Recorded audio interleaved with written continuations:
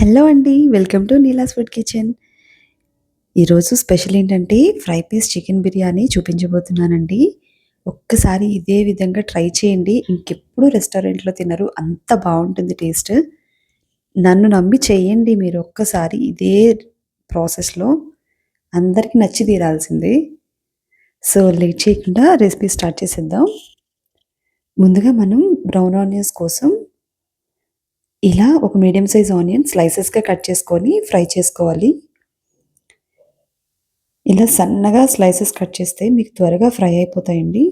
చూడండి ఈ రంగు రాగానే తీసేయాలి. మీరు ఆయిల్‌లోనే ఎక్కువగా ఫ్రై అయిపోయాయంటే బయటకొచ్చేసరికి పూర్తిగా మాడిపోతాయి.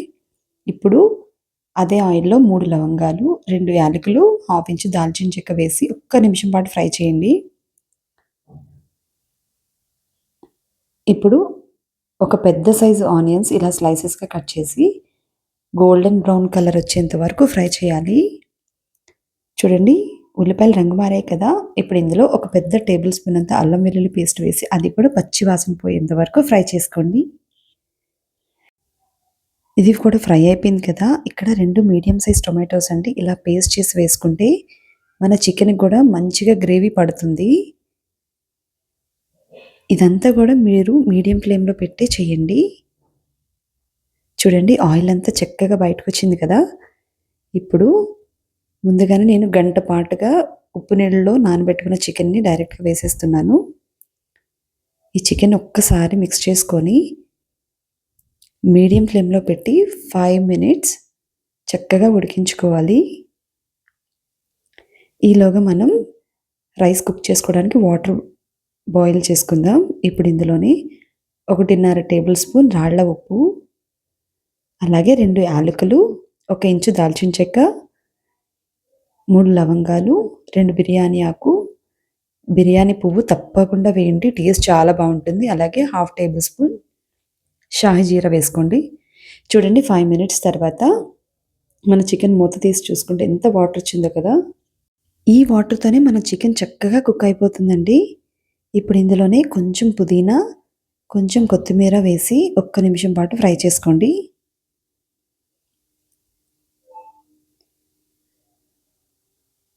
ఇదంతా కూడా మీరు మీడియం ఫ్లేమ్‌లో పెట్టే చేయండి ప్రాసెస్ అంతా కూడా. ఇప్పుడు ఇందులో పావు టీ స్పూన్ పసుపు, 1.5 టీ స్పూన్ కారం, అలాగే చికెన్‌కి సరిపడినంత ఉప్పు ఇక్కడే వేయండి. అలాగే హాఫ్ టీ స్పూన్ ధనియాల పొడి, 1 టీ స్పూన్ జీలకర్ర పొడి వేసుకొని, half teaspoon chicken masala కూడా వేసుకొని, ఒక్క నిమిషం కలుపుకొని, మూత పెట్టుకొని సిమ్‌లో 10 నిమిషాలు కుక్ చేస్తే చికెన్ చక్కగా కుక్ అయిపోతుంది. ఈలోగా మన రైస్ చూడండి వాటర్ చక్కగా బాయిల్ అయిపోయింది కదా! ఇప్పుడు 2 గ్లాసుల బాస్మతి రైస్ ఒక గంట పాటు నానబెట్టుకున్న రైస్ యాడ్ చేస్తున్నానండి. మీకు వాటర్ బాయిల్ అయిన తర్వాత రైస్ వేసిన తర్వాత కరెక్ట్‌గా 8 మినిట్స్‌కి 90% కుక్ అయిపోతుందండి రైసు. అదే గుర్తుపెట్టుకోండి మీరు. చూడండి ఈలోగా మన చికెన్ అయితే చక్కగా రెడీ అయిపోయింది. 90% కుక్ అయిపోయిందండి చికెన్ కూడా. చికెన్ 100% అయితే కుక్ అవ్వకూడదు. రైస్ 90%, చికెన్ 90% కుక్ అవ్వాలి. ఇప్పుడు ఇందులో మెంతి ఆకు కూడా వేయండి. అలాగే దీనికి మెయిన్ ఇంగ్రీడియెంట్ కరివేపాకండి. కరివేపాకు ఏస్తేనే టేస్ట్ బావుంటుంది. అలాగే ఇందులో జీడిపప్పు, ఒక టేబుల్ స్పూన్ ఎండు కొబ్బరి వేయండి. చాలా బావుంటుంది టేస్ట్ అయితే. అలాగే పచ్చిమిర్చి వేసుకొని ఒక్కసారి మిక్స్ చేసుకోండి. జస్ట్ ఒక్క నిమిషం ఫ్రై చేస్తే సరిపోతుంది. ఇప్పుడు ఇందులో కొంచెం కాడలతో సహా కొత్తిమీర కొంచెం వేసుకోండి. అలాగే హాఫ్ టేబుల్ స్పూన్ అంతా నిమ్మరసం కూడా వేసి ఇంకా స్టవ్ ఆఫ్ చేసేయండి ఒక్కసారి కలుపుకొని.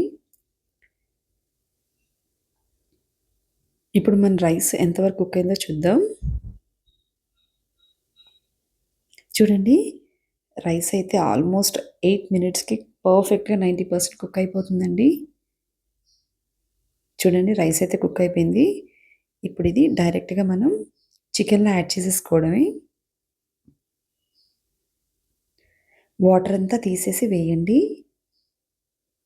మీరు రైస్ వేసిన తర్వాత ఎక్కువగా మిక్స్ చేయకూడదండి. రైస్ అంతా విరిగిపోతుంది. ఇప్పుడు ఇందులో కొంచెం పుదీనా, అలాగే మనం ముందుగా ఫ్రై చేసుకున్న ఆనియన్స్, కొంచెం నెయ్యి, అలాగే కొంచెం యాలకుల పొడి వేయండి. మంచి టేస్ట్ ఉంటుందండి. కొంచెం కరివేపాకు, యాలకుల పొడి మాత్రం మర్చిపోకండి, మిస్ చేయొద్దు. అలాగే చిటికెడంతా గరం మసాలా కూడా వేసుకొని మూత పెట్టుకొని సిమ్‌లో 10 నిమిషాలు దమ్ చేస్తే సరిపోతుంది. చక్కగా కుక్ అయిపోతుందండి. చూడండి 10 మినిట్స్ తర్వాత మన రైస్ ఎంత బ్యూటిఫుల్‌గా కనిపిస్తుందో గదా! అంతేనండి. చాలా సింపుల్‌గా చేసేయొచ్చు. వంట రాని వారు కూడా ఈజీగా చేయొచ్చిది. మంచి రైతాతో సర్వ్ చేయండి. అందరికీ నచ్చి తీరుతుంది. ఈ వీడియో గనుక మీకు నచ్చినట్లయితే ప్లీజ్ లైక్ చేయండి, షేర్ చేయండి. అలాగే ఎలా వచ్చిందో కామెంట్ చేయండి. సబ్స్క్రైబ్ చేయడం మాత్రం మర్చిపోకండి.